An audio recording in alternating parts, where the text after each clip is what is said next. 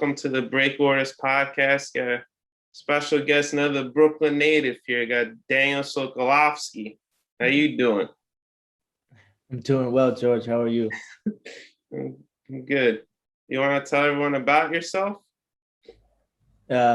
Sure. As you said, Brooklyn native, born and raised in Sheepshead Bay, Brooklyn. Went to Goldstein High School, CUNY at Hunter College in Manhattan. My master's at Columbia, so I'm a New York guy through and through with my education as well. Played collegiate basketball at Hunter for 4 years. That's NCAA Division III. And after playing, I didn't know what to do with my life outside of basketball, so I wandered down the path of coaching, and that took me through a hell of a journey to where I am right now, coming to you live from Lucenic, Slovakia. I coached in prep school in Massachusetts. In college, while I was getting my master's, I was a graduate assistant at Columbia. And then it's been 2 years in Russia, a year in Israel, a year in Germany, and now here. That's awesome. Got to hear that. It's great. So yeah. Let's go with Brooklyn. Obviously, you're a Brooklyn guy. You went to Goldstein High School. Then you went to Hunter College. You played a guard. How was that experience? How was the college? Was it different with high school, or was it the same? How was it with that? I think anybody will tell you, as you move up the levels, the competition rises. It becomes grade school to high school to college to professional. You shrink the population of people involved, and it raises the level of competition, the level of investment each individual and the team puts into the activity. So I think it's not exclusive to basketball, but really anything. The higher the level you go, the harder it gets, the more competitive it gets. So there was definitely a big adjustment for me from very small high school, being finally in my last year or two, a key contributor to the team. And then I arrive in college and I'm the tiny, skinny freshman. I'm outweighed by the senior point guard at my position by 40 pounds. He's just, he's a grown man, muscular, developed. And I had a lot to learn, both, physically and tactically on the basketball court. So it was a huge adjustment, but it was a great experience overall. I was a big Nets fan, obviously. New Jersey Nets intern from May 2014 to August 2014. How was your experience? Special. It's that was the last year, unfortunately, that they were in East Rutherford, New Jersey, instead of the Barclays Center or in their practice facility in downtown Brooklyn, which would have made my commute a lot easier. Unfortunately, I was traveling, 2 hours plus each way to have the privilege of that experience, to be a part of the NBA draft process, to see how they prepared, how they conducted themselves, to assist with stuff on the basketball court. Brook Lopez was coming back from injury at that time. Just assist the coaches as they conducted his rehab, pre-draft workouts. It was just a very rich experience to get a firsthand look at how an NBA organization does things. Of course, it was during the off season, so we didn't get to see as many any team practices, but it was really educational for me. And that's, before I really knew I wanted to head down the coaching or administrative path within basketball. So it was just great insight for me as I was still trying to play, since it was between my junior and senior summers. Yes, that's awesome. I'm a big Nets fan. So I used to have season tickets actually to East Rutherford, New Jersey, the Izod Center. So brings back memories for sure. It's a great time in Nets basketball history. Yeah, of course. Yeah, so you're assistant coach for some teams. After that, the Parma Perm, Shanghai Longs, your assistant coach director, player development, Macaba, Rashawn Lezion, assistant coach for Niners, Chemistry in Germany. So you're all over the place. How was your experience being an assistant coach? It was like getting your PhD in basketball. All the travels I've had. Parma was in Russia. Maccabi Rishon LeZion was in Israel. And last year, Chemnitz Niners in Germany. You get to work for some incredibly intelligent, experienced basketball coaches. I got to work with some incredibly talented and insightful players from all over the world. And you get you're a young, impatient, know-it-all as an assistant coach, and you get to sit back and learn from the mistakes of others, and you learn what to do, what not to do. I was taking copious notes about the things I liked, the things I wanted to do differently, and it really over the last 4 years gave me an opportunity to cultivate something of a philosophy. I think I probably jump in the gun, but the next natural question is, what's the difference with my first head coaching opportunity here in Slovakia? And it just feels way different. The responsibility, the pressure, moving one seat over. You have all of these ideas about what you'd like to do, but then it's time for implementation. And then once you've implemented and you understand, you had all these ideas about what you wanted to do with the players you understand what they actually are capable of doing. And then it comes to adjustment and refining and people management and dealing with the pressure of winning, losing, injury. It's this is year 5 of this journey as a coach in the professional ranks, and it's just been an incredibly rich experience, learning every day. Yes, that's awesome. Actually, that was going to be my next question. You got me with that one. Yeah, I was to add on to that. I'm a coach right now. I'm Parkway Hoops, a basketball program. So I write notes. I learn every day. I know how it is. So I could relate to that.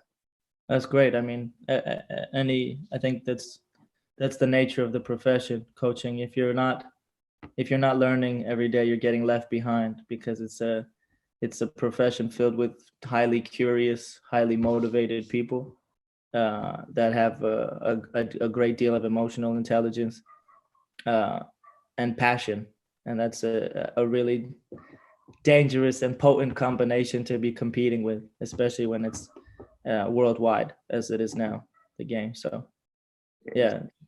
Do you have any favorite, I know it's like having your favorite kid, but any favorite teams that you coach, or what was a great memory from one of the teams that you coached? Was a big playoff run, somebody score season high in points? Definitely a few experiences stand out in my mind. Probably top of the list. It just comes with the nature of succeeding and winning during, especially rooted in the COVID year. During the 1920 season, I was with Maccabi Rishon in Israel, and all season we were either in second or third place. We had a great group of guys. We were playing well, and then COVID hits, and the league comes to a halt in March 2020, as the whole world did in March 2020. Israel was one of 3 professional leagues in Europe to come back and finish the season. Germany and Spain did it in a bubble format. In Israel, we kind of just played out an abbreviated regular season schedule, and then had a almost normal, as close to normal as you can say, playoff format. And we advanced to the semifinals. The semifinals was in the Final Four format. We won our semifinal game against Hapoel Jerusalem at the buzzer. An incredible shot from a guy that I'd been working with every morning very closely. He's a shooter, and that was special. And we had a very close game in the final against Maccabi Tel Aviv, and Amari Stoudemire, recent Brooklyn Nets assistant coach, he kicked our butt. and we ended up losing by about 5, I want to say, and had to watch them celebrate. But a rich experience in Israel, both for family reasons, for personal reasons. It was just a very rich experience to connect with a lot of different people, connect with my roots. So definitely a highlight so far in the journey. Yes, man, that's awesome. Yeah, Mari's the man. He was a beast with the Knicks. I used to watch him all the time. You always got to watch out for Stoudemire over there. Yeah, he's still a beast, apparently, into his twilight. Yeah. So how's it like being a head coach? It's hard. It's awesome. It's everything I could have wanted it to be. I was clearly impatient to be a head coach at 28. It's very rare to get an opportunity this early on in one's coaching career in Europe, especially as an American. It's an unproven product, and getting an opportunity to kind of try to bring my vision to life has been a rich experience. Forming these connections with these players, trying to help them on their journey, dealing with all the challenges that you do anticipate, and more so the ones that you simply cannot anticipate as you prepare to become a head coach. All the advice you accumulate from people who've recently made that transition, and it's just trial by fire. But I wouldn't trade it for a world. I'm really enjoying the opportunity. It's a privilege for sure. Yes, that's awesome, man. All right, so let's go to everyone's favorite round here, the quick fire questions. So it's gonna be fun. You ready? Let's do it. What's your favorite Brooklyn spot? Favorite Brooklyn spot. I'm a huge pizza guy, so it's even though I rank one above the other, they touch my heart in different ways. Lucali and Spumoni Gardens. Nice. Awesome. I gotta go to Crispy's. That's right by my house. You know where Crispy's is? I haven't had Crispy. Oh, you gotta get Crispy's. You recommend it? Of course. Yeah, the Barstool guy was there, so he gave it a good review. So you should too. All right, I'll add it to the list. Thank you. No problem. So we're going to the holiday season now. Favorite Christmas movie? It's got to be Home Alone. Yeah, same. Yeah, Home Alone was the best. Classic. Favorite team growing up? Actually, the LA Lakers. Oh man, New York guy root for the Lakers. Come on. There's some nuance to that. I was from age 2 to age 9. I was born in Brooklyn. We moved when I was 2, and we moved back when I was 9. We lived in Phoenix, Arizona. It was before the Steve Nash Sun, so there wasn't as much to root for. But as a little kid growing up, loving basketball, I just remember one time turning on the TV. We were on family vacation. We walk into the hotel. I turn on the TV, and it's Robert Horry hitting a buzzer beater for the Lakers against the Kings, and that kind of I just fell in love with the Lakers from there. And then as I continued to grow in basketball, Kobe became kind of my spirit animal. Rest in peace. Big Kobe fan, and it went from there. Yes, is Kobe your favorite athlete of all time? Definitely one of. It's hard to pinpoint one. You take so much inspiration from so many great athletes, but he's definitely in that top tier for me. Yes, it's awesome. Coffee or tea in the morning?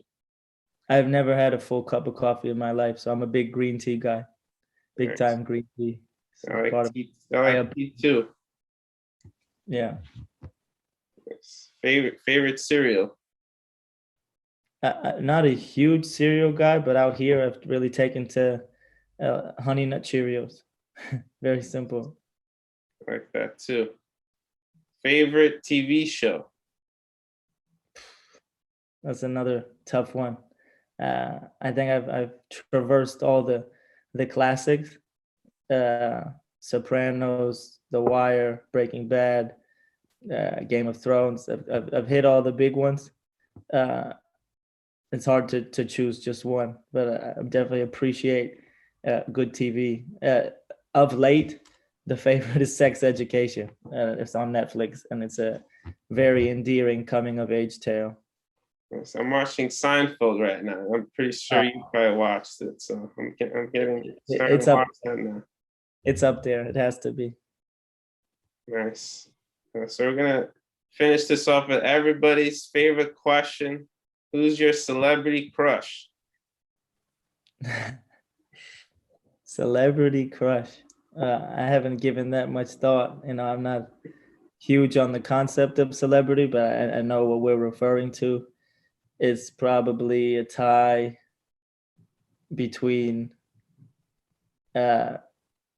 Megan Fox and Jessica Alba. Nice. It's a good one. Good choice.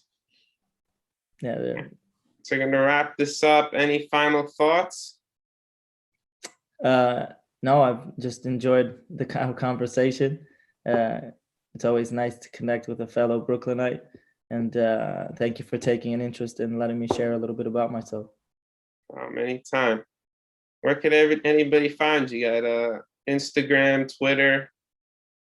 Not particularly active on social media. I was sharing a lot of content a few years ago, basketball wise, but yeah, at dsoko5244 on Twitter, dsoko5244 on Twitter is where I'm most active. I use it for news and for basketball content education, but I definitely can be sent a message there if somebody wants to get in touch. And LinkedIn too. Daniel has LinkedIn, so follow him on LinkedIn as well. Definitely, that's where George and I connected. So I'm always receptive to new connections, to insightful conversations anytime. Sure. All right. Daniel, thanks for coming on, and I'll see you in a splash.